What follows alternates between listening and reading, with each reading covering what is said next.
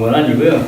형제들 방문도 있고 해서 그래서 이제 오게 됐고 지금 이런 것처럼 우리 한영재는 캐나다에서 만약에 때가 되면 기회가 좀 갔으면 좋겠다는 그 희망을 피웠었죠. 근데 이 하다 보니까 타이밍이 좀 비슷하게 되어서 참 잘 됐다. 그래서 이제 여기 오게 됐습니다.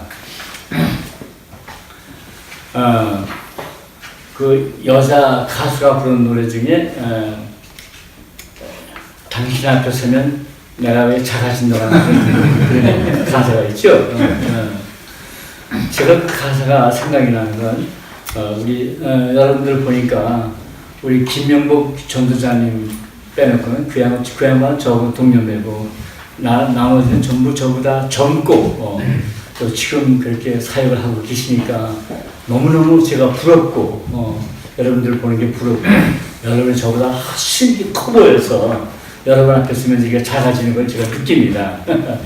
하여튼 이렇게 뵈서 반갑습니다. 제가 오늘 얘기하고자 하는 거는 여러분들이 아마 잘 아는 분들이 많이 아시는 그런 거라고 생각이 듭니다만 성경의 이 구약, 이제 영어로 말하면 The Canonical Translation History of the Bible 정했습니다만은 이 성경 말씀의 정경에 대한 역사, 어떻게 성경 말씀을 이렇게 정경으로 이렇게 정할 수가 있었는가, 그리고 그 번역은 어떻게 되었는가 하는 이제 그런 게 상당히 그 이슈가 되지요. 그러니 이 구약이라고 하는 것은 Old Hebrew Language로 써 있다고 써 있습니다. 근데 그게 사실상 이 생각하면 상상도 할 수 없는 아주 오랜 옛날에 기록이 된 거거든요. 이제 우리가 그 출애굽기를 얘기해서 보게 되면 모세가 그 말씀을 여호와 말씀을 기록을 해가지고 언약궤 옆에 이렇게 두었다고 이렇게 되어 있습니다. 그러니까 모세가 그 말씀을 받아서 기록을 한 거죠, 하나님 말씀을.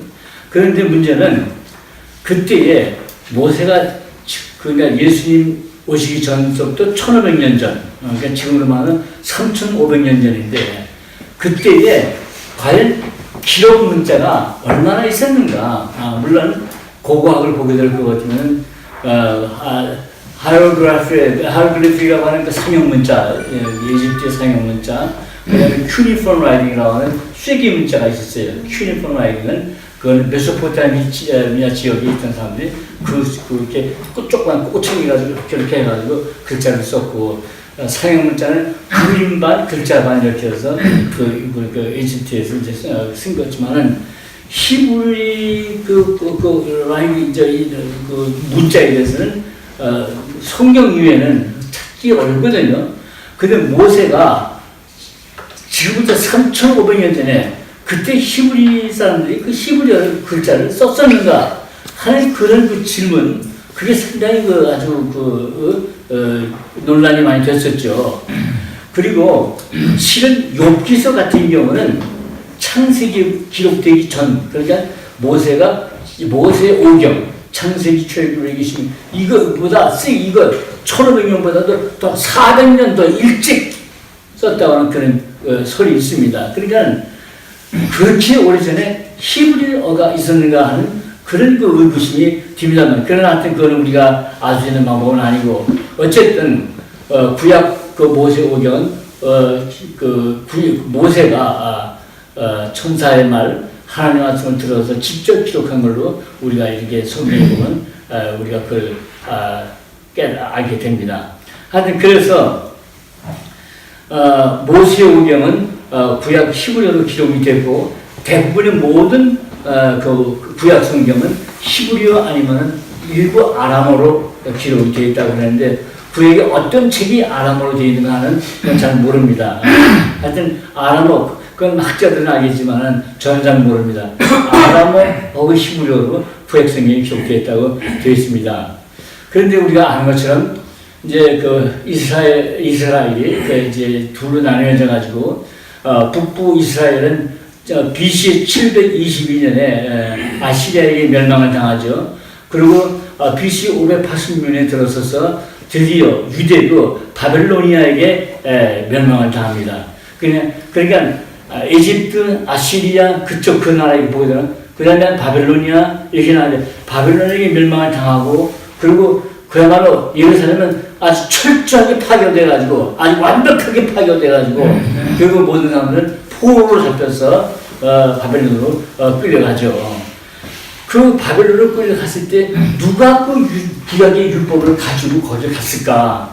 그리고 그 어떻게 그 보관했을까? 그게 참으로 신기하게 짜여집니다만은 알릴바에 의하면 보통 그 책자들이 말하면 에스라가 그 바벨론으로 잡혀가기 전에 성전에 있는 그 율법을 갖다가 그 사람이 다 챙겨가지고 그리고 거기 가서 그 사람이 그걸 정리를 하고 보관하고 있었다 하는 이제 보통 학자들이 그렇게 추측을 합니다.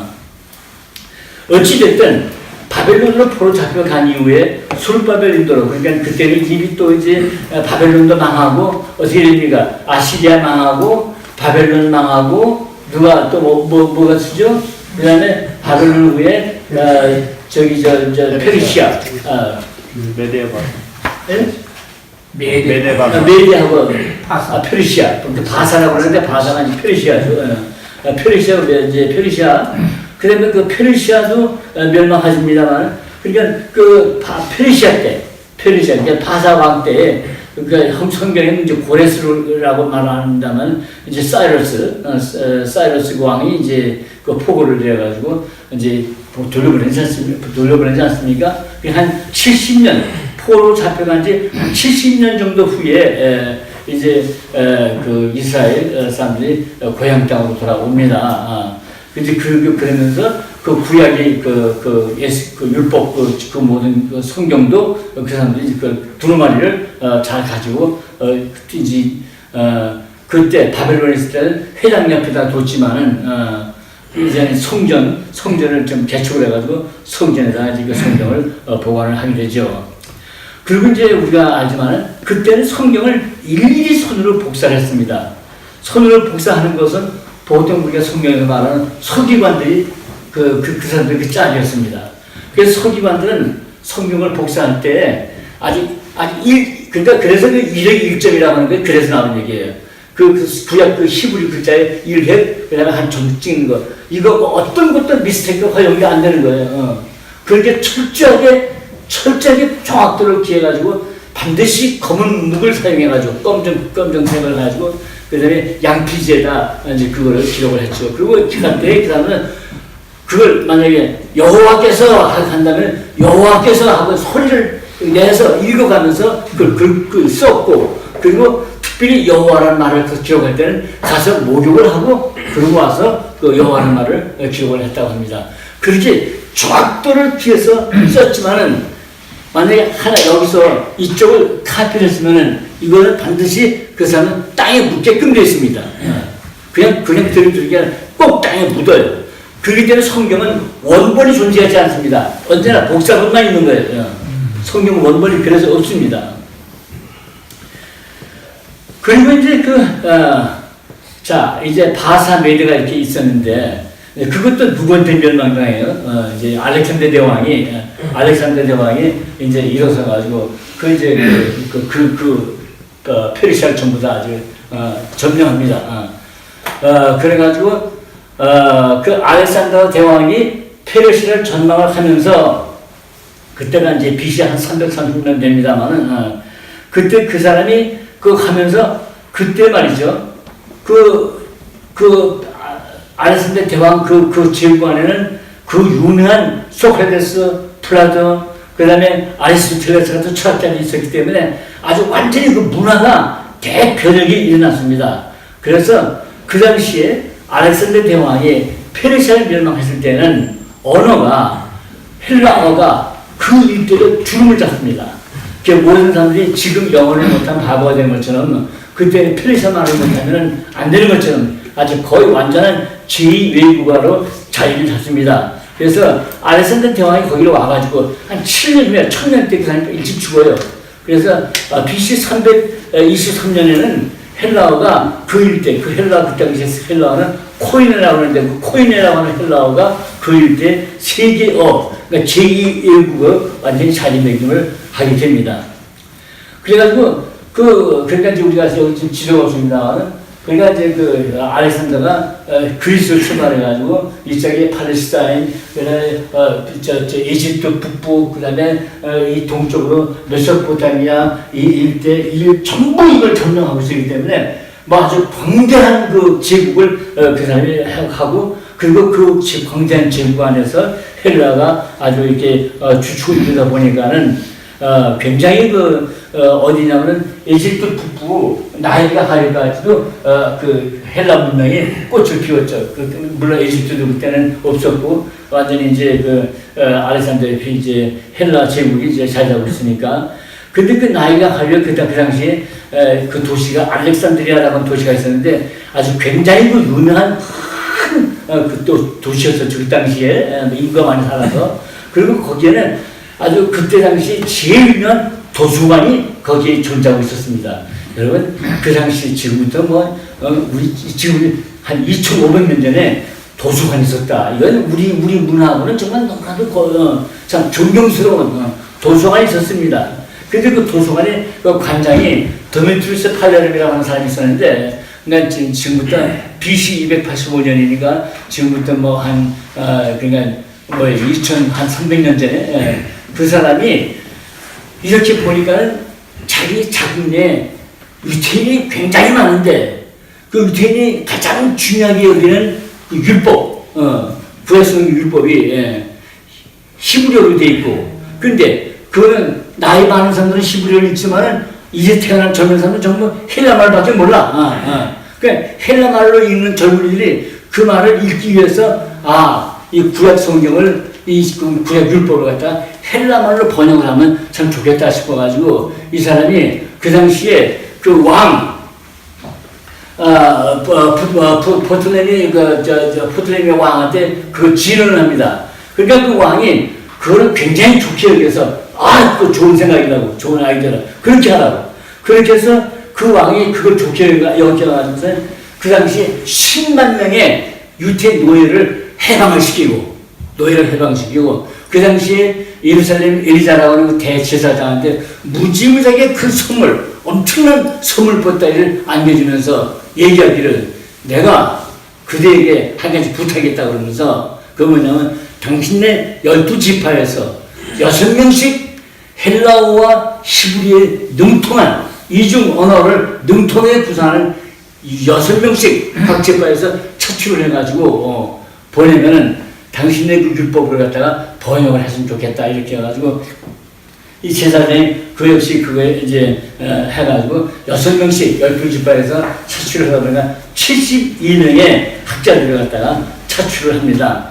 그래서 그 72명이 부톨레미 왕의 아주 융중한 대접을 받으면서 그러면서 어느 한 섬에 들어가서 그 구약 성경, 그러니까 모세오경, 그다음에 시편 전체 다 그러니까 그 모세오경뿐만 아니라 그 시편, 그 선지서, 대선지서, 소선지서 플러스 외경은 그러니까 이스라엘 사람들이 다시 돌아와가지고서는 예수님이 그 당시, 그러니까 그 뉴테스먼트, 올테스먼트, 그 구약 신약 시대 그 사이에 그 외경 쓴 거, 그것까지 포함해가지고 전부 다 갖다가 번역은 70일 안에 번역을 끝냈습니다.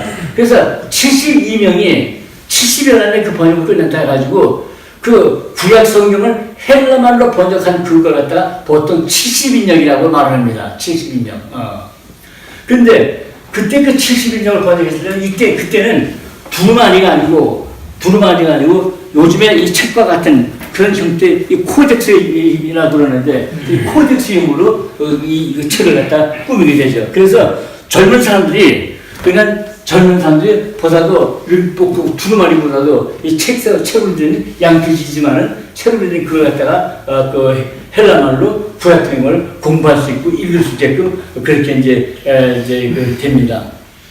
그래서 그 70인역이 사실상 그 당시에 구약성경이었어요. 그래서 그 의미가 굉장히 중요한 의미가 있는데 왜 그러냐면은 첫째는 70인역은 지금 말씀드린 것처럼 그 당시에 젊은 사람들이 읽을 수 있는 자기의 헬라말로 그걸 읽을 수 있는 사실상의 구약성경이었고 두 번째는 그 당시에 헬라 말이 너무나도 전 세계에 퍼졌기 때문에, 우리나라 뭐 동양권은 아니지만은 그 내서 지중해 연안에 전부 다 있었기 때문에 그 젊은 사람들이 어느 때까지 비잔티움 시대가 끝날 때까지, 그러니까 그 이후로도 그건 2000년이 가도록 이 70년을 갖다가 구약성으로 알고 읽었다, 이런 그 깊은 뜻이 있습니다. 그래서 그런데 문제는, 그러면 이 39권 39권 구약성경은 어떻게 돼서 이 모든 사람이 이건 하나님의 말씀이라고 이걸 인정을 하게 됐는가? 근데 유대 사람들은 구약성경 39권은 의심이 없지도 없는 하나님의 말씀으로 인정을 했습니다. 이건 의심이 없이도 없는 거야. 모세, 엘리야, 그 다음에 그 구약의 그 모든 그 기록된 거에 대해서는 전혀 의심을 하지 않았어요, 사람들이. 예. 그래가지고, 의심을 하지 않았지만은, 이거 공식적으로 인정이 된 것은, 이게 공식적으로 인정이 된 것은 예수님 승천하시고, 또 한 60년 정도 지나고 나서, 그러니까 AD 한 100년 정도, 지금의 텔아비브에서 한 20km 떨어진 제니아라고 하는 곳에서 유태 모든 그 학자들이 총 모인 가운데서 이 구약성경 39권은 이걸 의심이 할 수 없는 무조건 이건 하나님의 말씀이다, 틀림없는 하나님의 말씀이다라고 거기서 정경으로 인정을 하게 됩니다. 근데 거기서 신기한 것은 거기서 그 회에서 외경 14번 정도 되는데, 외경은 이건 하나님의 말씀이 아닐 수가 없다 가지고 인정을 하지 않는 거예요. 그래서 39권만 거기서 최종 인정이 됩니다. 그래서 이제 이것까지 이제 구약성경에 이제 우리가 보통 이제 번역, translation, 그 다음에 정경으로 이제 선택된 역사라고 볼 수가 있죠. 신약성경에 들어와서, 신약성경은 우리가 좀 더 아는 것처럼, 신약성경은 예수님이 계셨을 때는 예수님 말씀하셨으니까 그 의심의 여지가 없고 예수님 말씀이죠. 그리고 예수님이 이제 승천하시고 난 다음에는 그 다음에 이제 우리가 아는 것처럼 이제 복음서가 기록이 되고, 또 바울 사도가 이제 기록을 하게 되고, 베드로 사도가 기록을 합니다만, 바울 사도 같은 경우는 책을 몇 권 썼습니까? 13권 썼죠? 13권.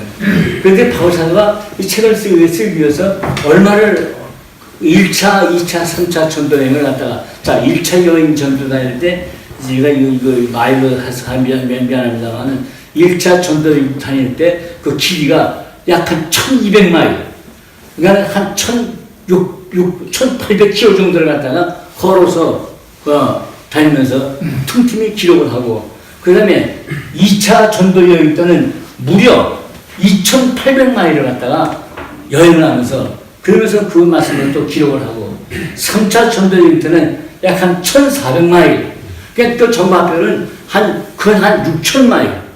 그 말은 키로로 따지면은 그 9800km에 해당하는 그런 긴 거리를 30년 동안 걸어서 또 일부 배 타고 다니면서 감옥에서, 그리고 그 성경을 기록한 게 바울사도 13권. 저는 힘이 있어도 바울사도가 기록이 됐다고 저는 생각이 돼요. 그러나 저자가 없으니까는 아직은 그것까지 따지면 14권, 그러니까 엄청나게 많은 책을 갖다가 바울 사도는 그 기록을 하고, 그리고 이제 했습니다만은, 그렇게 해서 이제 그 신학이 이제 이루어진 거죠. 그 전부 물론 그 신학은 그 당시 통용된 헬라어 코인으로 기록이 됩니다.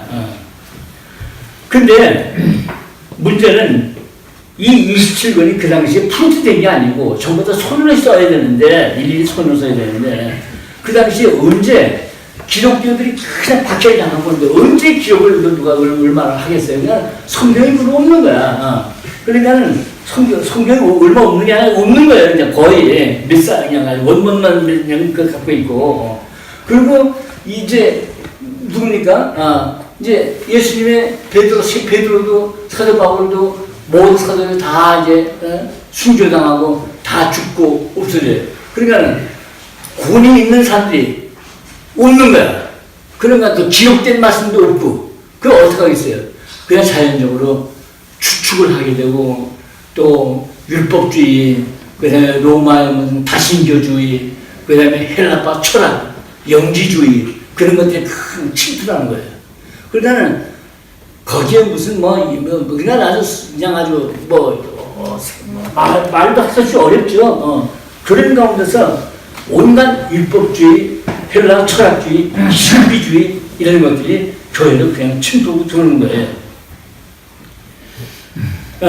그런 가운데서도 그래도 교회는 계속해서 잘하고 그 12주의 사도 중에서 그래도 그 사도 요한이 제일 늦게까지 살아있었죠. 사도 요한과 깊은 인연을 맺었던 파피어스라고 하는 사람, 그 다음에 폴리갑이라고 하는 사람, 그 다음에 또 클레멘트라고 하는 사람, 이런 사람들이 그래도 그 당시에 초대 교우로 살면서 성경 말씀을 잘 지키고 이걸 갖다 복사를 하고 이거 관리하고 이제 그렇게 했었죠. 클레멘트 같은 사람은 사도 바울이 필리포스 사랑 선제에 아마 얘기한 거 그분이 아마 클레멘트 같습니다만은 그래서 초대교회 교부들을 위해서 성경이 이렇게 보관되고 기적적으로 이제 관리된 걸 알 수가 있습니다.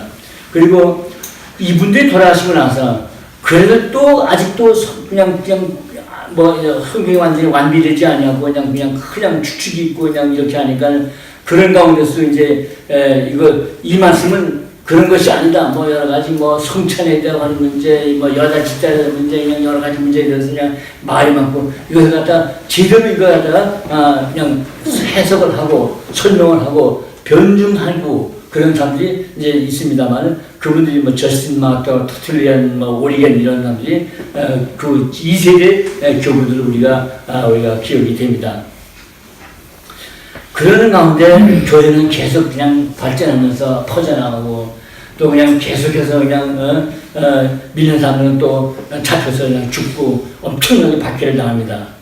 그 로마 제국이 기독교들을 얼마나 박해했는지는 우리가 너무 잘 아는 거고 그래서 그 로마 그가 이제 기독교를 갖다 해방시킨 게 AD 313년 이제 콘스탄틴 대제가 밀라노 칙령 그러니까 그리고 뭐죠? 그걸 갖다 이제 에디거 톨러런스 그러니까 용서한다 하는 걸 칙령을 갖다 함으로 인해서 150년이지 그 200년간 존속되던 기독교의 박해가 공식적으로는 끝나게 되는 거죠. 근데 교회에 대한 공식적인 박해는 끝났지만은 아까 말씀드린 식으로 그냥 여러 가지 추측, 그냥 여러 가지 이단 사상, 그냥 이런 것들 때문에 교회가 보통 어려움을 한번 생각을 해보세요. 얼마나 어렵겠나. 성경이 있습니까? 뭐 있습니까? 그냥 많아서 없는 거죠. 그런 가운데서 아주 어려움을 겪습니다. 그런 가운데서 특히 이걸 갖다가 이건 나중에 이제 우리가 로마 얘기할 때 좀 하겠습니다만 그 당시에 로마가 너무 광대해져가지고 약간의 일부는 동로마, 서로마로 이런 가운데서 의견이 일치가 되지 않습니다. 신약 성경 중에서 어떤 게 진짜 하나님의 말씀이냐? 오케이. 사복음은 얘기할 나이도 없이 하나님의 말씀. 오케이. 사도행전 그것도 하나님의 말씀. 그 다음에 그냥 베드로 전후서 전부 다 하나님의 말씀.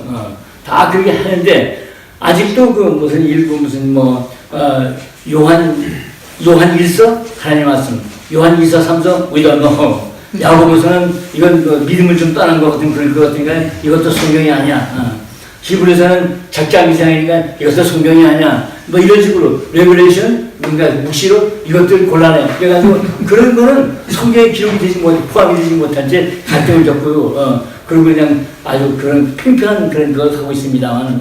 그런데 이제 그렇게 마찰을 듣는 가운데서도 AD 한 230년 오리겐이 와가지고서는 오케이 말하지 말라. 야고보서, 히브리서, 요한 2서, 3서 전부 하나님 맞습니다. 유다서 하나님 맞습니다.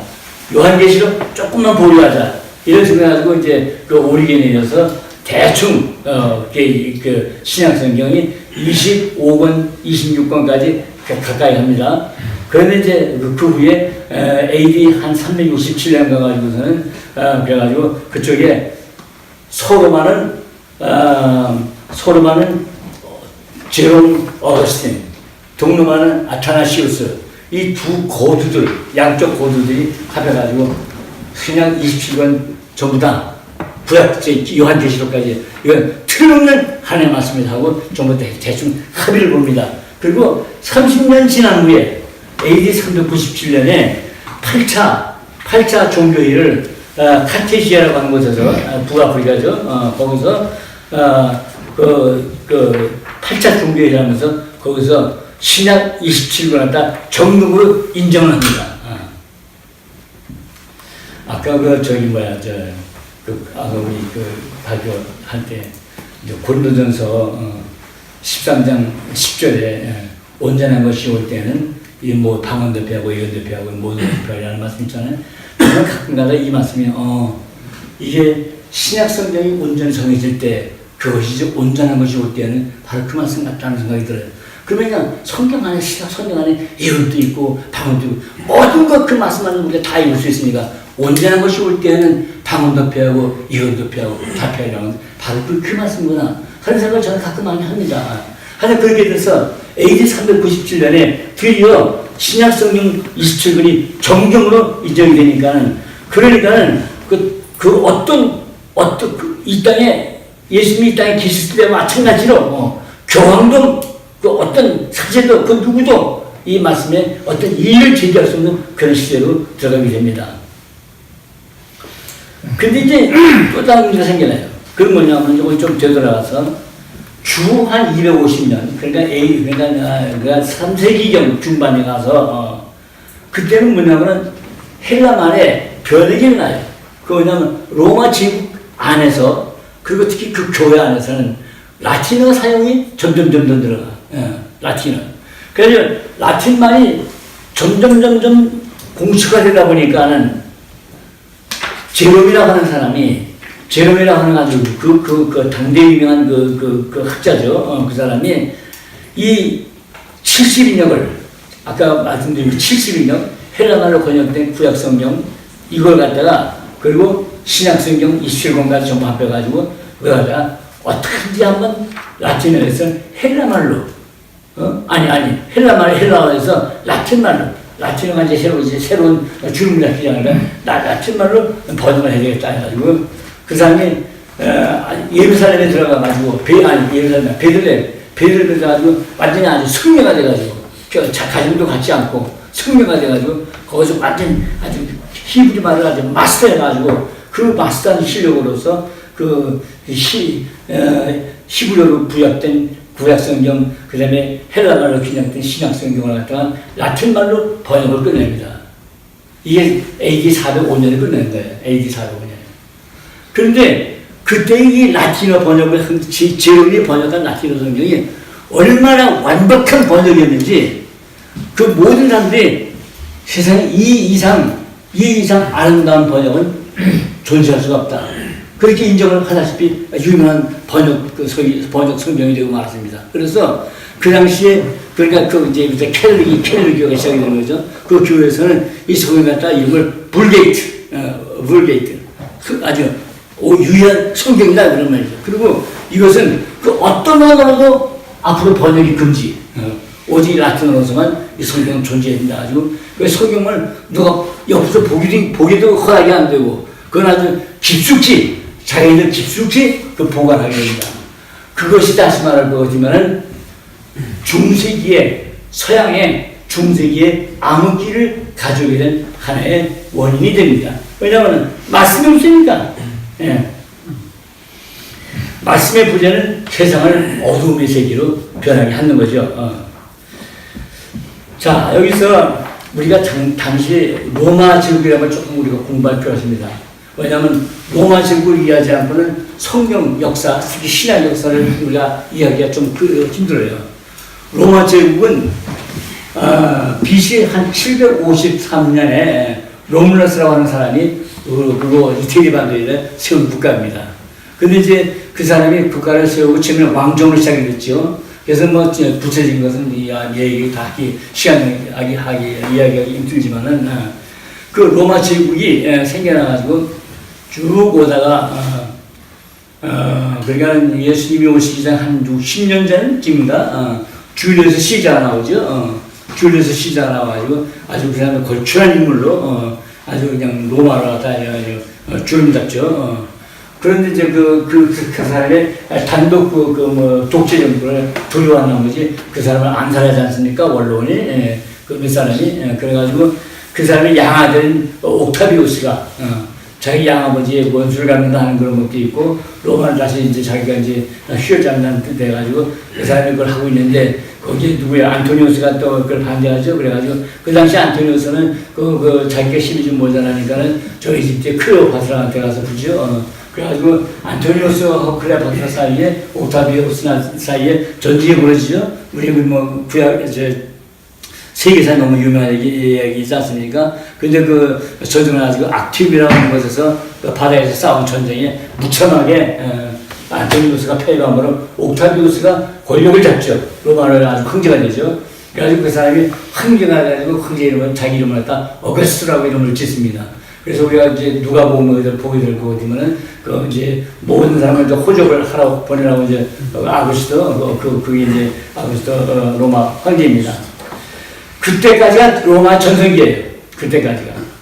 그리고 너무나도 광대한 나라를 차지하고 있다 보니까 서로에서 주변에서 국가들이 반란을 일으키고 침공을 하고 특히 옛날 아주 초기에 바이킹 그 사람들 그다음에 저쪽에 훈족 아주 말할 수 없이 외적으로 침입을 받습니다.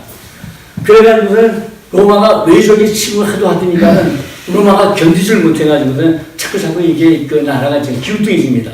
그것도 그렇고 그 로마 자체 아주 성적 퇴폐, 도덕적 이 문란이 너무 아주 극에 달해가지고 결과적으로 로마는 자꾸 이제 최대위를 긋게 됩니다. 그 하다 보니까는 하다 못해서 데오도시우스 황제가 있을 때에 그냥 AD 395년에 자 나라를 우리가 반으로 이렇게 분리해서 이렇게 하자 그래가지고 로마를 갖다가 이제 로마를 중심으로 그거 지어갔다 소로마 그다음에 지금의 그 이스탄불 터키 이스탄불에 있는 그 지역을 갖다가 이제 그 당시에 그 이름을 갖다가 컨스탄티노플 이름을 지었습니다만은 거기를 동로마 수도로 해가지고 로마를 반으로 가릅니다.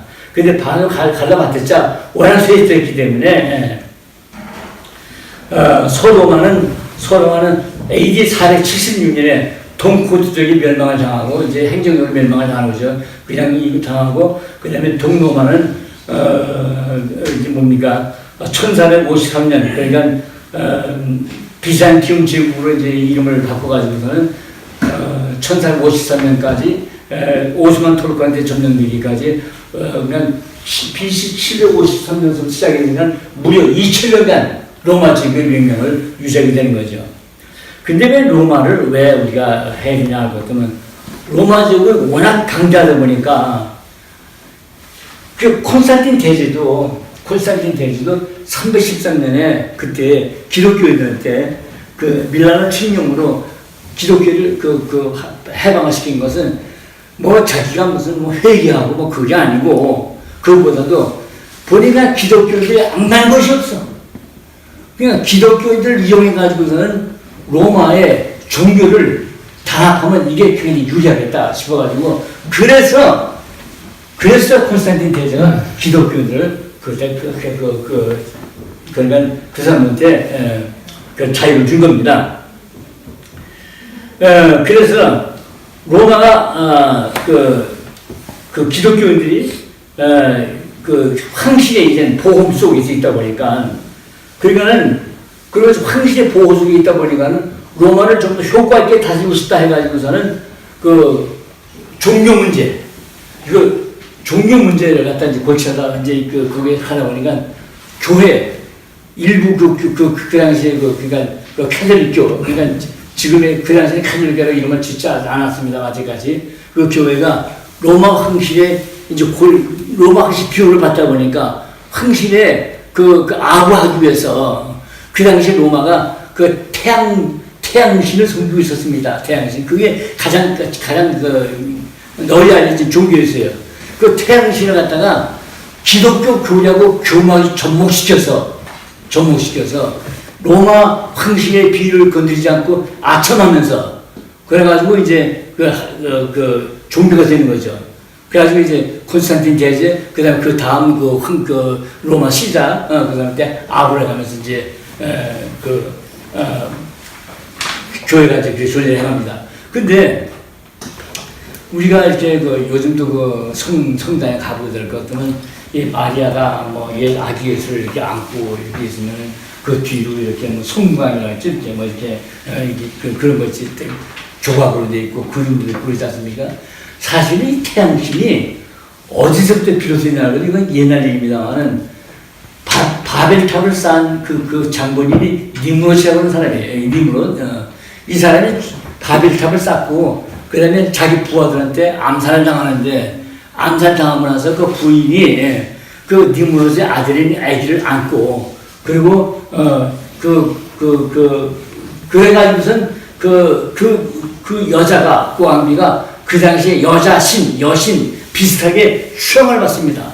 그래서 그 태양신 그게 계속 그때부터 바벨론 옛날 고대 바벨론부터 유래된 그것이 계속해서 로마의 태양신 숭배가 된 거예요. 근데 그게 이제 그대로 그 로마 황실의 종교가 되다 보니까는 마치 기독교가 마리아가 아기 예수를 아는 걸 그거와 비슷하게 형상이 돼가지고 카톨릭교에서는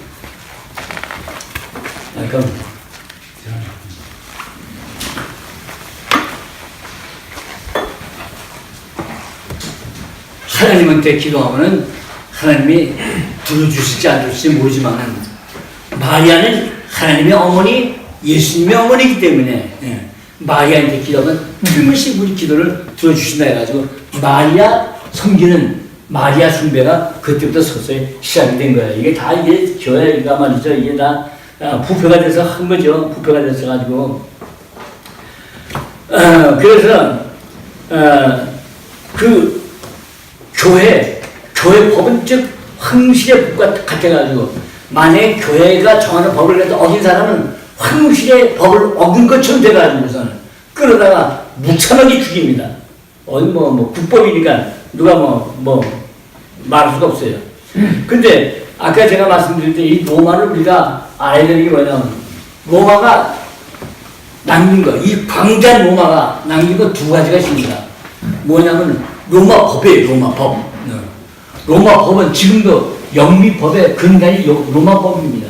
그만큼 로마 법이 무서웠어요. 무섭고 로마 법은 아주 사회 전반에 걸쳐서 모든 그다음에 결혼, 이혼, 무슨 도둑질, 무슨 이런 가지 전부 해가지고 지금도 영미법의 근간이 로마법입니다. 그리고 더 유명한 것은 로마의 건축 기술이었습니다. 로마의 건축 기술. 로마 건축 기술이 뛰어나다 보니까는 로마가 다른 나라를 침공해야 되는데 그 당시에 다리가 있겠어요? 다리를 놓고 교량 놓는 거, 그 다음에 교량 건설, 그 다음에 그 도로 건설, 그 다음에 그 다음에 배수로 건설 이런 것 때문에 도시를 세우고 그러다 보니까 기독교가 로마 군인이 간 곳에는 기독교가 갈 수밖에 없죠. 그래서 로마 군인이 간 곳에 기독교가 따르게 돼요. 그래서 복음이 더 넓게 퍼진 것도 사실은 기독교를 박해한 로마 군인, 로마 황실 그거의 역설적인 그거의 덕을 입는 역설적인 그런 결과로 우리가 기독교가 퍼지게 된 게 모든 길은 로마로 통한다는 말씀처럼 로마가 통하는 그 길을 따라서 복음이 온 세계로 전파된 건 틀림없는 사실입니다.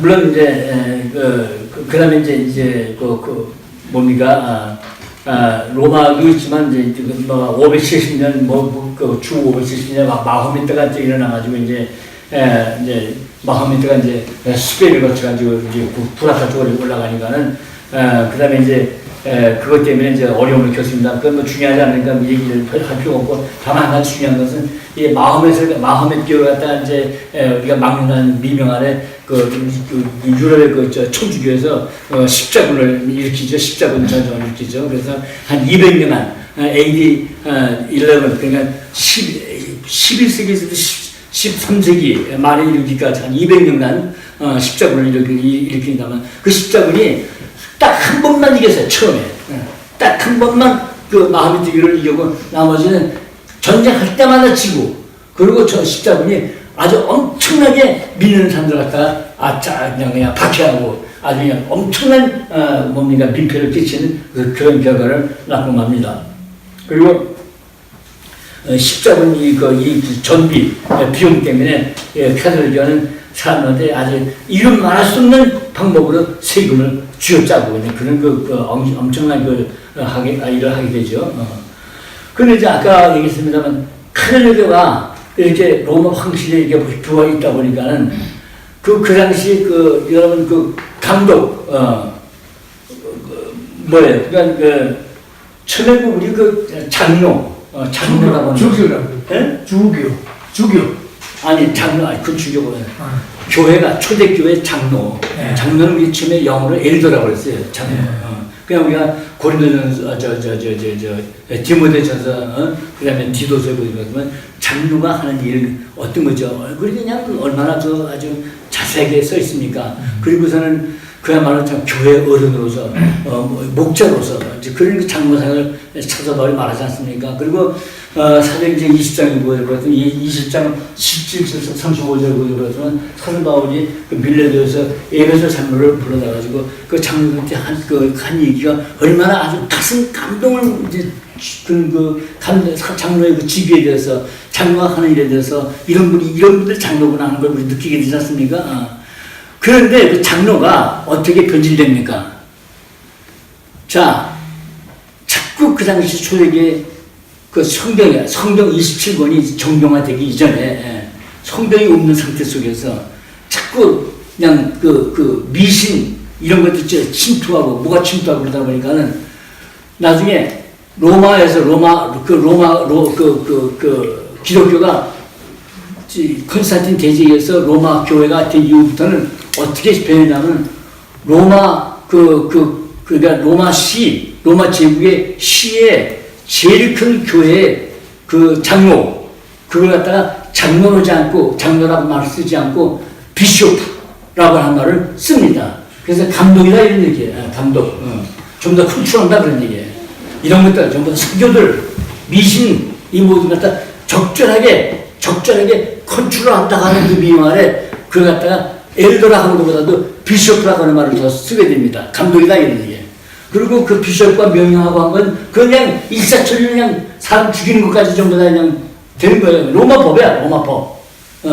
그리고 그렇게 하다 보니까 그 당시에는 이 교회법을 어긴 사람은 어떻게 죽이냐 하게 되면 우선 감옥에 갖고 가서 말도 할 수 없는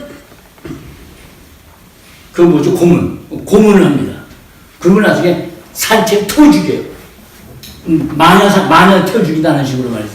그렇게 교회들을 갖다가 그렇게 아주 산악하게 그렇게 박해를 하죠. 그래서 이제 이렇게 이제 로마가 자꾸 이렇게 태양신 돼가지고서 이제 교회가 이게 하다 보니까는 자꾸 교회가 이제 점점 이제 비만해지고 퇴폐지고 그래가지고 이제 그게 이제 그 캐톨릭 교회의 시초가 되는 거예요. 그래서 이제 우리가 이제 AD 440년 보게 되면 교황 레오 1세는 마태복음 16장에 천국에 열쇠는 즉 교황만 내가 갖고 있다 해가지고 천국에 가는 건 이제 그 교황 그 권리를 내가 갖고 있다 이런 거. 그다음에 이제 보니페스 3세라고 하는 사람은 우주의 감독, 자기는 우주의 감독이다. 세상 로마뿐만이 아니라 우주의 감독이다. 그 다음에 이제 그거 한 100년 보니페스 8세 같은 사람은 교황만이 가장 거룩하고 모든 왕 중에 뛰어난 왕 중의 왕이다. 하고 이제 자기 스스로 갖다 이제 얘기하죠. 이렇게 하는 가운데 그래도 반반이는 사람은 깨달은 사람은 이걸 듣지 않죠. 그래서 그 교회사 보게 되거든요. 피터 와드라는 사람은 예수 그리스도만이 구원하실 수 있고 교황은 그런 자격이 없다. 그냥 그 사람은 무지하게 그 부자인데 모든 재산을 다 팔아서 가난한 데 나눠주고 자기는 승려가 돼가지고 이거 전도를 하면서 일생을 보냅니다. 그래서 그가 중요한 합니다만 하여튼 이렇게 해가지고 하다 보니까는 캐톨릭 교회에서는 이런 사람들한테 아주 뿌리채 뽑아야 되겠다. 아주 초기에 아주 근본부터 아주 싹이 트기 전에 뽑아야 되가지고 전부 다 그냥 아주 온갖 그냥 그 잔악한 고문과 그다음에 화형 이런 걸 가지고서는 이제 박해합니다. 그래가지고 1215년에는요 한 마을에서만 피터 발드를 따라다니는 이 추종자 400명을 한꺼번에 산채를 틀어 죽인 일도 있어요, 교회에서.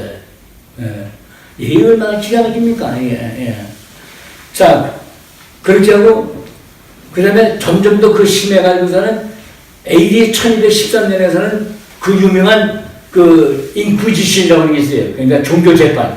그것이 설립이 됩니다. 그래가지고 스페인 하나라에서만 무려 19만 1285명, 그러니까 20만 명 정도가 처형이 되는데 그 중에 약 한 3만 2천 명이 산채로 화형을 당했습니다. 산채로. 그리고 그 후로 또 약 한 30만 명이 아주 극독한 그런 고문에 의해서 죽습니다. 근데 그 고문 기구들을 누가 발명하냐면 천주교 사제들이 다 발명을 합니다. 손톱 사이에다 못을 박는 일, 이런 말할 수 없는 하여튼 상상도 할 수 없는 그 잔악한 고문 기구를 전부 천주교 사제들이 만들어가지고서는 그래가지고서는 사람들을 다 잡아 죽입니다. 그러니까 천주교는 이건 사탄이 준 거야. 존재가 돼요. 결코 천주교가 기독교라고 결코 말하지 마십시오. 천주교는 사탄이 준 거야. 한마디로 말해서. 그래서 그 중세기에 한 1000년간 중세기 동안에 엄청나게 많은 그런 기독교 그 예수를 하나님을 믿으려는 사람들이 천주교에 박해를 받고 죽임을 당하고 그리고 이제 야만적인 그 행위를 그런 가운데 이제 박해를 받습니다. 이제 그런 가운데 서서히 종교 개혁을 알리는 햇불이 떠올라요. 1330년에 위클리프라고 하는 사람이 나타납니다. 이 사람은 엄청나게 아주 유명한 천재였습니다. 그래서 위클리프를 종교계의 새벽별에 일컫습니다, 보통. 그래가지고 이 사람이 가장 유명한 것은 1384년에 성경 전체를, 그러니까 70년을 갖다가 그 당시에 대중이 읽을 수 있는 영어로 번역을 한 거예요, 위클리프. 예. 그래서 위클리프 번역한 거는 405년에 제롬이 번역한 외경까지 포함된 걸 전부 다 영어로 번역을 했었죠. 그리고 그때 번역을 했었지만은 그때까지도 손으로 일일이 복사를 했습니다. 여러분, 손으로 복사한다고 하는 게 얼마나 어려운 거예요? 생각을 해보세요. 신구약 성경을 한 가지 일일이 복사하는데 딱 10개월이 걸렸다고 해요. 10개월. 그리고 그 당시 영국 돈으로 40파운드가 걸린 돈이 들어가는데 그 40파운드는 9,600 쉴링인데 그 돈이 어느 정도 가시냐면은 약 한 그걸 4,300마리 닭을 살 수가 있고 2,300마리 쥐새끼를 살 수 있는 그런 돈이라 합니다. 그러니까 성경 한권이 얼마나 참 그 귀한 걸 알 수가 있죠. 왜냐면 그리고 그 폰트가 아니고 손으로 베끼니까 그런데도 불구하고 위클리프 성경을 그냥 사람들이 몰래 그냥 베끼고 그냥 그래가지고 그 위클리프 그 후계자가 많이 생기고 이제 그런 그 교회가 그 참 복음이라고 하는 게 참 무섭습니다. 신앙이라고 하는 게 그 신앙이 이렇게 번져나가는 거예요. 그런 가운데 존 올케스라고 하는 사람이 있는데 그 사람은 위클리프에 아직 쓰이는 추종자인데 이 사람이 잡혔어요. 교회에 잡혔어. 그래가지고 그냥 어떻게 죽임을 당했냐면 약한 불에 돼지 굽는 식으로 천천히 올라가면서 그래서 그 사람을 죽입니다. 하여튼 우리가 옛날 그 교회에서 공부하게 되면 어떻게 사람들이 이렇게 악할 수가 있는가? 어떻게 이럴 수가 있는가? 그런 생각을 하게 되는 거죠. 그리고 중세기의 또 하나의 그 유명한 그 종교 개혁을 알리는 또 하나의 신호는 뭐냐면은 그때부터 교회 철학을, 종교 철학을 이끈 스칼라티즘, 그러니까 그게 한국말은 아마 사변적 종교 철학이라고 돼 있을 거예요. 스칼렛은 그리고 그다음에 그 뭡니까 뭐죠 내가 말 생각이 안 납니다만은 여러 가지 그 휴머니즘, 인문주의, 휴머니즘, 그 다음에 문예부 이런 게 일어나죠. 그래가지고 이런 것 때문에 그냥 철학, 예술, 종교, 음악 전반에 걸쳐서 아주 거출한 인물들이 나타나게 됩니다. 사실은 그 당시에 이런 무슨 토마스 아퀴나스 같은 거 여러분 아시는지 모르지만 토마스 아퀴나스 같은 사람도 이 당시에 태어났었고 그 다음에 안셀름이라고 하는 사람도 이 당시에 태어났었고 사실은 위클리프라고 하는 사람도 이 당시에 있던 그런 사람이었습니다. 이것이 또 하나의 사람을 가지고 이제 깨닫게 하는 거예요. 이제 좀 무지에서 다시 한번 서서히 밖을 내다보고 안을 내다보고 하나님의 말씀이 진짜 승려가 말한 게 저게 진짜 하나님의 말씀인가 이거 의심하게 되고 이걸 꼬치꼬치 그냥 캐묻게 되고 이렇게 하면서 점점 사람이 깨어나게 되는 거죠. 그래서 이제 그것이 또 하나의 그 종교 그 계열 일어나게 한 하나의 그 모멘텀으로 이제 부셔지게 됩니다. 그러면서 유명한 구텐베르그의 인쇄기가 발명이 돼요. 이 구텐베르그는 사실은 그 인쇄기가 아니고 돌려가지고 이렇게 눌러서 하는 거 십자 인쇄기입니다. 그런데 불구하고 이게 너무나 혁명적이었어요 그 당시에. 그래가지고 구텐베르그 인쇄기가 1444년에 이렇게 발명이 되는데 그래가지고 그 후에 한 1년인가 2년인가 지나가지고 성경을 갖다가 말이죠. 1450년인가 그때 성경을 처음으로 구텐베르그 인쇄기로 찍는 그런 변형이 일어나게 됐습니다. 이게 보통 문제가 아니었죠. 그래가지고 구텐베르그 인쇄기가 발명된 다음에 그 당시만 종이가 구했어요. 그래서 그렇게 찍는데 송아지 가죽에다가 아직도 인쇄를 했습니다. 송아지 양피지 그런 거, 송아지 가죽 같은 거. 그래서 송아지 가죽에 30권 성경을 읽는데 30권 성경책을 갖다 찍는데 1만 마리 송아지 가죽이 소요된다고 합니다. 그런데 이 사람이 그 인쇄기를 발명하고 하고도 돈이 없어가지고 얼마 있으면 그 사람이 그냥 빚에 쪼달리다 고생하고 죽어요. 근데 그 친구에 의해서 이 인쇄기가 이제 더욱더 이제 구라파 전역에 이렇게 퍼지게 되죠. 그래가지고 구텐베르그가 죽은 지 얼마 안 돼가지고 AD 1500년에 가서는 수십만 권의 성경이 인쇄되는 그야말로 아주 엄청난 변형을 가져오게 됩니다. 근데 그 당시에도 종이는 있었어요. 유럽에도 종이가 아주 없었던 거 아닙니다.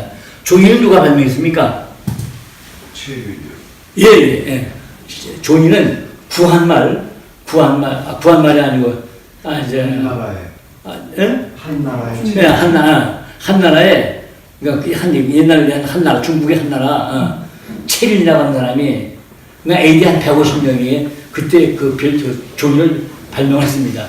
근데 그 종이가 철저히 비밀을 하는 바람에 종이가 융합으로 이게 안 된 거예요. 다만 비밀리에 대상에 의해서 그 종이가 구라파 스페인어 거쳐가지고 구라파에 전해지기까지는 무려 1000년의 세월이 흘러가게 된 겁니다. 그래가지고 AD 한 1200년 정도 돼야 그때 비로소 그 구라파에서 종이라고 하는 것을 알게 됐고, 그 다음에 구텐베르그 인쇄기가 발명되면서 동시에 종이를 좀 더 싸고 질 좋게 만드는 그것도 이렇게 개발이 되면서 여러분, 자, 인쇄기도 있고 종이도 나오고 이게 얼마나 기가 막힌 일입니까? 아주 그냥, 그리고 르네상스 이런 물결 이것 때문에 아주 구라파가 아주 완전히 뒤바뀌는 그런 변혁기를 갖게 됩니다. 그리고 또 당시에 그때 마침 1466년에 에라스무스라는 아주 거창한 인물이 구라파에서 태어납니다. 이 에라스무스는 종교 계획에 횃불을 든 사람이라고 보통 우리가 평가합니다. 이 사람이 너무나도 유명한 사람이 뭐냐면 이 사람이 라틴어 신약 성경을 헬라어로 번역을 합니다. 그때까지만 해도 헬라어는 제1국으로 널리 사용됐었기 때문에 사람들이 보다 간편하고 편하게 읽을 수 있는 라틴어는 잘 모르니까 모든 대중들이 편하게 읽을 수 있도록 이 헬라어로 신약 성경을 에라스무스가 번역을 합니다. 그게 이제 1516년에 번역을 끝냈는데 여러분 그러니까 자 이제는 인쇄기도 있어. 종이도 이제 좀 여유가 있어. 또 성경이 이제 좀 보면 이러니까는 이게 말이죠. 구라파에 요즘에 우리 셀폰 나온 것처럼 똑같은 그런 대표적을 가지고 있는 거예요. 아니, 세상을 완전히 바뀌어버린 거예요. 예. 자, 그래가지고 이제부터 종교교육이 서서히 일어납니다. 그래서 에라스무스가 쓴 번역한 그 신약성경이 곧 이제 머지않아서 1534년에 마틴 루터가 이제 마틴 루터는 이제 그 조금 후고 1534년에 신구약 성경을 번역하는 이제 맞아요. 마틴 루터가 1534년에 만들군요. 마틴 루터가 1534년에 신약 성경을 그 성경을 갖다가 이제 독일어로 번역을 하는데 성공을 합니다. 그리고 그 조금 전에 1530년 1525년에 윌리엄 틴데일이라는 사람이 영어로 신약 성경을 1525년에 번역을 하고 1530년에 구약까지 번역을 해가지고 아주 영어로 이게 번역을 끝냅니다. 그 당시에 영국은 말이죠. 아주 완전히 그 기도 부교 취지 안에 있어가지고서는 이게 뭐 특히 그 영국의 헨리 8세하고서부터 엘리자베스 1세 이런 동안 그 왕 그냥 특히 그 블라디 메리 그냥 그 당시에는 그냥 아주 너무나도 많은 사람 갖다 그냥 그 부교 그 여왕이죠. 그래서 그냥 그 사람들 갖다 이제 죽입니다. 그 당시 영국 런던에 말이죠. 그 유명한 사형장이 있어요. 그건 점점 사람 불태워 죽인 사형장이 아닙니다. 한꺼번에 2명, 3명을 한꺼번에 묶어가지고 산채로 불을 태워 죽였습니다. 여기에 이제 틴데일로 나중에 여기서 이제 화형을 당하게 됩니다만. 하여튼 그래가지고 그 성경이 거기서 번역을 해가지고 비로소 이 영어로 된 성경이 구텐베르그 그 인쇄 그 방법으로 인쇄가 돼가지고 드디어 영국으로 역수출하게 되는 그런 아주 위대한 그 변형을 가지고 되는 거죠. 그래가지고 틴데일은 목에 현상금이 무짐작이 걸립니다. 그러니까 틴데일은 자기 그 영국에 있지 못하고서는 그냥 피신 다니다가 1534년에 그 자기가 번역한 성경에 약간 그 오류가 있는 거 발견하고 벨기움으로 들어가서 있다가 어떤 사람이 자기 집에 머물면 되겠다 가지고 그 필립이라는 사람이 집에 머무는데 그 사람이 나중에 그 현성님의 눈이 어두워가지고서는 그걸 배신합니다. 그래가지고 그 이제 잡히죠. 1535년에 윌리엄 틴데일이 결과적으로 잡혀가지고서는 1536년에 이제 화형을 당하는데 화형 그때 묶여가지고서는 이게 이제 불을 붙이기 전에 한마디 하겠다고 주여 영국의 왕을 대해 주시옵소서 마지막 기도를 했다고 합니다. 그래서 그 유명한 기도가 되겠습니다. 그 기도가 끝난 지 불과 3, 4년이 됐으니까 영국의 변화가 온 거예요. 그래가지고 결과적으로 이 틴데일 번역한 게 그게 말이죠. 오히려 아주 프린트가 돼가지고 이번에는 누구의 명으로 틴데일이 왕신의 명으로 왕이 바뀌고 말이에요. 왕신의 명으로 틴데일이 번역한 성경을 영국으로 발입을 하게 되는 그런 아주 그게 완전히 이제 뭐 역사가 바뀐 거죠. 그런 일이 벌어집니다. 그리고 그 후에 한 20년 후에 지나가서 20년이 나가지고 이제 그 틴데일이 그 영어 성경이 그 존 칼빈이 영어 그 서문을 써가지고 그게 이제 제네바 버전이 되는데 이게 1611년에 만든 킹 제임스 버전의 모치가 됩니다. 킹 제임스 버전 이 영어 성경이 이제 이게 아주 결정판이라고 보시는데 킹 제임스 버전이라는 것은 제임스 왕의 명으로 이제 그 편찬된 성경이죠.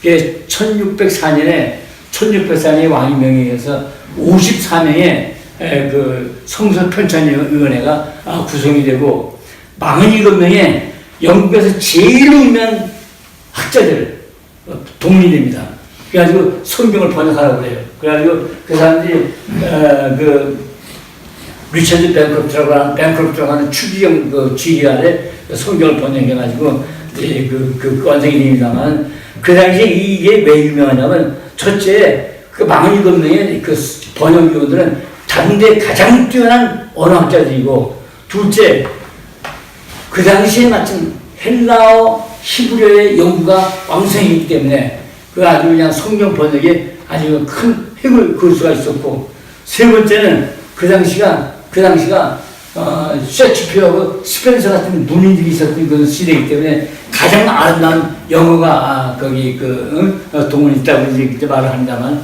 그래서 1611년에 그 번역이 완성이 돼가지고 킹 제임스 왕이 선포를 하는 거예요. 그게 킹 제임스 버전이 됩니다. 근데 요거가 좀 앞서서 1492년입니다만 이제 한 100년 전에 콜럼버스가 신대륙을 발견하게 돼요. 그래서 그 미국 신대륙을 발견하는 그 얘기가 구라파에 하나 신화를 남게 됩니다. 그리고 킹 제임스 버전이 나와서 성경은 이제 완성이 됐고, 그 다음에 그 예수를 믿는 것에 대한 것에 직접적인 그런 박해를 붙었지만은 영국 국교는 그게 요즘 믿는 이런 교회가 아니고 영국 국교예요. 영국 그 기독교를 영국 거기에 맞게끔 짜기 위한 영국의 국교고, 그거를 믿지 않게 되면 또 다른 박해가 왔기 때문에 그 당시에 그 필그림 그 청교도들이 이제 그 새로운 대륙으로 이주를 할 생각을 하게 되는 거죠. 그래서 1620년에 이제 드디어 청교도들이 이제 배를 타고 미국으로 건너게 됩니다. 1620년에 이제 인원 생각이 안 나는 그 당시에 배 2대를 동원해가지고 미국으로 가게 돼 있어요. 스피드웰이라는 배라고 메이플라워. 그래서 메이플라워는 90명 정도 타고 스피드웰이라고 하는 것은 한 30명 타고 배 2척을 가지고 미국으로 올라오고 그랬는데, 스피드웰이 이제 조금만 나가 고장이 나요. 그래서 그 도로 돌아가서 거기서 또 미국에 난 못 가겠다 직구 하는 사람도 있고 그냥 그래가지고 102명만이 메이플라워를 타고 이제 약 한 4,000마일 되는 거리를 가다가 백기를 대서양 백기를 갖다가 항해하는 거죠. 그래서 이제 미국경에다가 11월 말에 도착을 해가지고 12월 28일에 이제 육지에 내리기까지 엄청난 그런 그 모험을 하고 미국에 도착합니다. 근데 이 사람들은 약간 죽을지도 모르는 그런 그 용기, 그 결단, 그들 마음속에는 오직 한 가지죠. 구약성경, 신구약성경, 하나님 말씀을 그냥 우리가 그냥 자유롭게 믿고, 그걸 갖다 우리가 전파할 수 있는 이제 그런 기회를 우리가 가질 수 있다는 그런 꿈을 가지고 이 청교도들이 미국에 오지 않습니까? 근데 말이죠. 제가 6월 달에 그 워싱턴 DC를 방문한 적이 있었는데, 그래가지고 워싱턴 DC를 방문해가지고 스미소니안 그 박물관을 이제 간 적이 있습니다. 근데 거기에 성경관이 있어요. 바이블 디파트먼트 성경관이 있어요.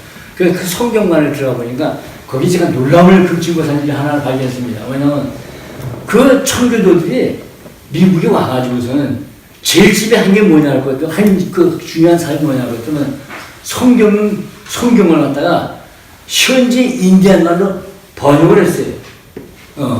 그 존 일리시라는 사람이 그 사람이 번역을 해가지고 1669년에 그 성경을 인디안들한테 발표해서 자기들도 정말 법상이 어려운 그 당시에 그 번역을 해가지고 인디안들을 하나님의 앞으로 인도하려고 했던 그 미국 청교도들의 그 믿음 얼마나 기가 막힙니까? 그렇기 때문에 그 사람들이 미국이 결과적으로 1770년에 독립을 하죠. 영국으로부터. 그래가지고 이제 정말 참 빠르게 미국이라고 하는 나라가 발행이 됩니다. 근데 미국이 이제 세워가지고 이제 성경 1611년에 발행한 킹 제임스 버전이 조금 이제 시대가 가가지고 말도 옛날 말이고 그러다 보니까는 1881년에 이 사람들이 새롭게 성경을 만듭니다. 그게 이제 스탠다드 버전인데, 그게 영국과 미국에서 무려 발행하자마자 300만 부가 팔려나갔다고 하는 그런 얘기를 이제 있습니다.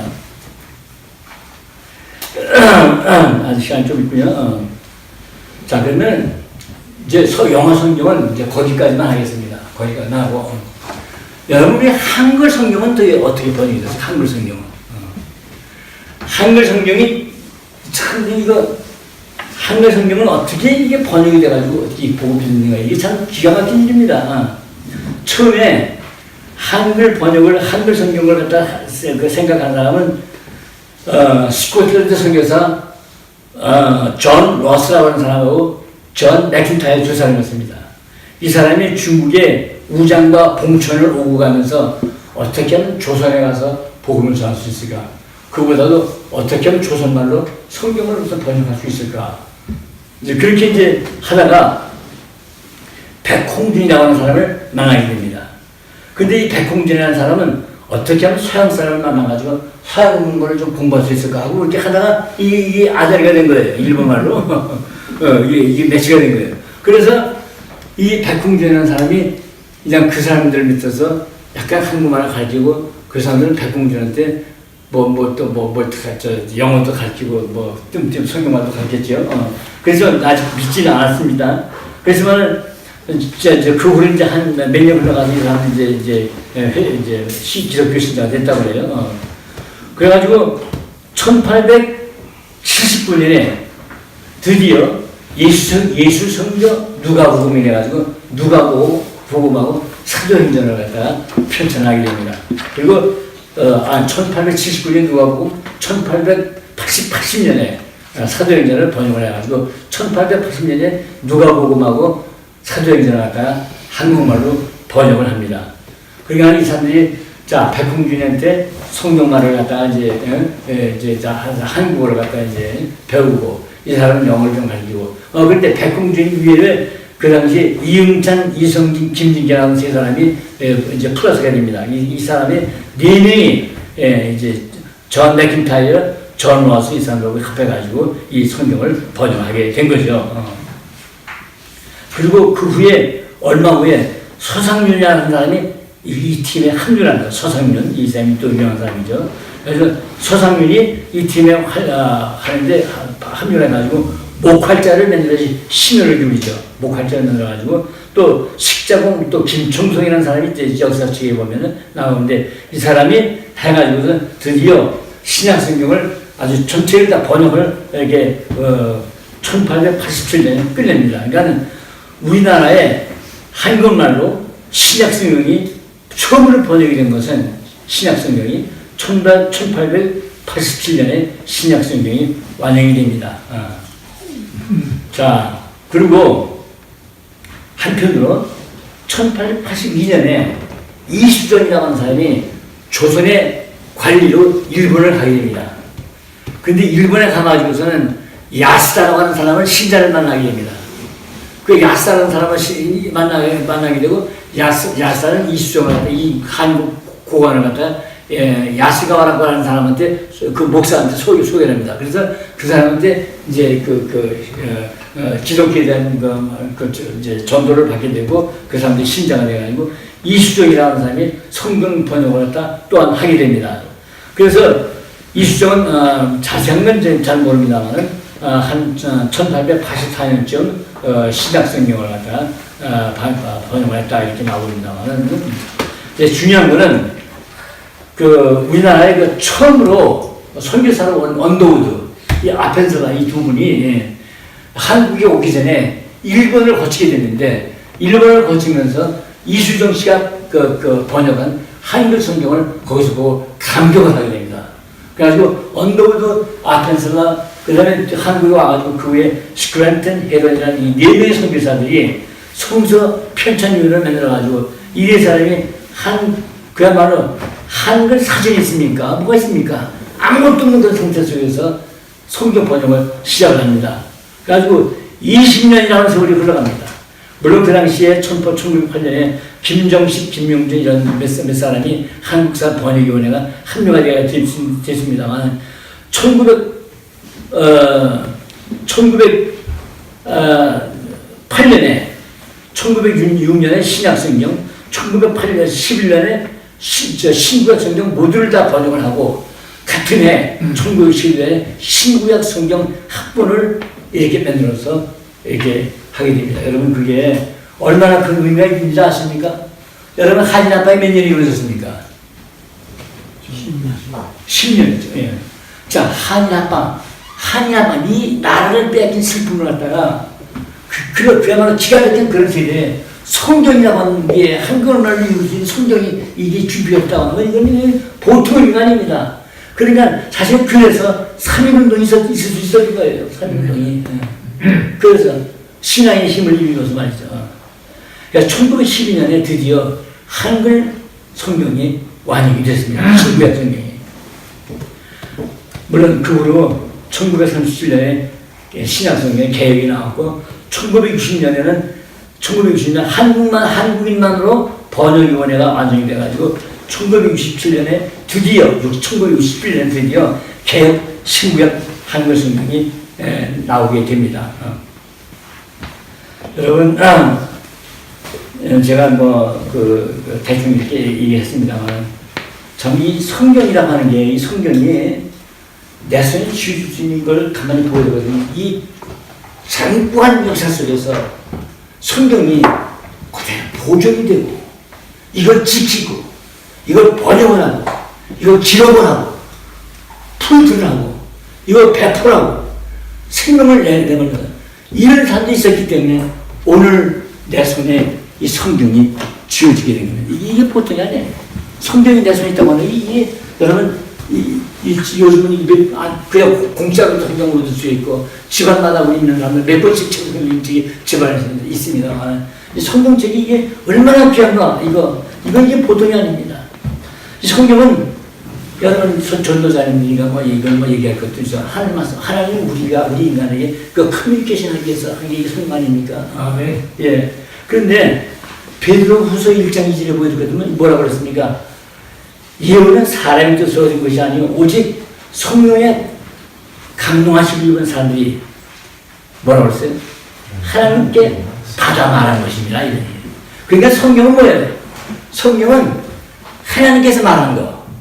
하나님의 종으로 말씀하신 것 갖다가 믿는 사람들이 받아 쓴 거예요. 딕테이션 하면 딕테이션. 비서가 받아 쓴 것처럼 받아 쓴 거예요. 그러니까 성경 말씀은 다른 게 아니고 완전히 하나님의 말씀을 받아 쓴 것이다. 이런 성경에 감동을 입은 사람들이. 그게 성경입니다. 이게. 자, 제가 오늘 할 얘기는 여기를 끝냅니다만, 물론 제가 좀 목이 쉬고 그래서 일을 잘 하지 못했습니다만, 여기까지 합니다만, 제가 말하고자 하는 것은, 제가 이제 미국에서 이제 그리스도의 교회를 이제 다닙니다. 근데 한국 그리스도교가 없다 보니까 한국말 미국인 교회를 이제 나가게 되죠. 그리고 이제 우리 집사람이랑 저는 가끔 이제 자동차를 타고 여기저기 많이 다닙니다. 근데 어떤 때는 주일날을 가게 될 것 같으면 그리스도 교회를 어디를 갈 건가 미리 가기 전에 이걸 딱 찍고 이제 보고 이제 참석합니다. 근데 가게 될 것 같으면 이게 그리스도 교회가 아닌 거라. 이게 가면은 어떤 데 가면은 그 안에 드럼도 있고 뭐도 있고 다 있어요. 또 어떤 교회 가게 되면 뭐 그것까지는 다 찾는다고 해. 어떤 교회를 한번 갔는데 거기에 성찬 시간이 됐어요. 성찬 시간이 됐으니까 남자하고 여자하고 말이죠. 여자는 아주 웨딩 드레스 같은 걸 다 입고 남자는 그냥 그리고 말이죠 무슨 터치를 입었는지 모르겠습니다. 그리고 손을 잡고 말이죠. 그리고 성찬제 앞에 가서 그 배찬을 하려고 그 모습이 이게 그리스도예요. 이거 참 아주 그 외에 무슨 그리스도예요. 이게 뭐예요? 만약에 내가 만약 시아트를 간다. 시아트를 칩니다. 그러면 그리스도가 한 20개 몇 개가 나와요. 근데 그 중에 내가 간다는 그 교회는 한 개나 두 개가 있을 뿐이야. 예. 그냥 제가 말씀드린 그 요지는 뭐냐면 그리스도의 교회 간판을 달았다고 해서 다 그리스도교는 아니다 이런 얘기예요. 미국이 이럴 텐데 한국은 오죽하겠어요. 그래서 내가 아까 말씀드린 것처럼 여러분은 그리스도의 간판, 교회 간판을 달았을 뿐만 아니라 그 그리스도의 교회가 지향하는 말씀을 따라서 제대로 그리스도의 교회답게 그리스도의 교회를 지키려고 하는 그 노력이 여러분 이게 보통이 아니라 이겁니다. 난 그래서 여러분이 여러분 앞에 서면 내가 자가하신다는 얘기를 그래서 하는 거예요. 그 얼마나 귀합니까? 그리스도의 교회. 그래서 이제는 말이죠. 그리스도의 교회로 오십시오. 난 그리스도의 다닙니다. 그리스도의 교회를 출석하십시오. 그 말하기도 힘들어요, 요즘에는 그리스도의 교회로 오십시오 하는 말보다도 성경으로 오십시오. 성경으로 성경 말씀을 읽으십시오. 성경이 곧 하나님 말씀이요. 그것이 곧 믿음의 근원입니다. 난 그렇게 말하고 싶어요. 난 요즘은 그리스도인이라고 하는 간판을 갖다가 내가 트러스트를 잘 못해. 이게 과연 갈만한 교장을 그걸 잘 모르겠어. 여러분, 사랑하는 여러분, 제가 대충 이 말 속에서 이제 결론을 했습니다만, 참 우리가 이 말씀, 이 성경 말씀, 이 한 권이, 제가 이거 여러분들 뵙고 잘 읽었습니다. 제가 이거 원고로 갖다 그대로 한영이한테 주겠습니다. 이걸 나중에 혹시 미스테이크도 많이 있습니다만, 좀 잘못된 것도 있을 수 압니다만, 그걸 여러분 참고로 가지시고, 성경이 오늘 우리 손에 쥐어줄 수 있기까지의 이 긴 역사 속에서 그 말할 수 없는 나는 사람들 그 희생, 그 흘린 피, 그들의 노력, 그들의 헌신, 그들의 그 기도, 이것이 있기 때문에 오늘 우리에게 이 말씀이 들려진 거라고 저는 믿습니다. 아멘. 아멘.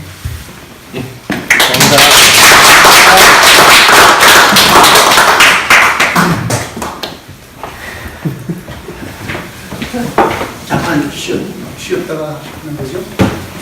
예. 10분 3시 10분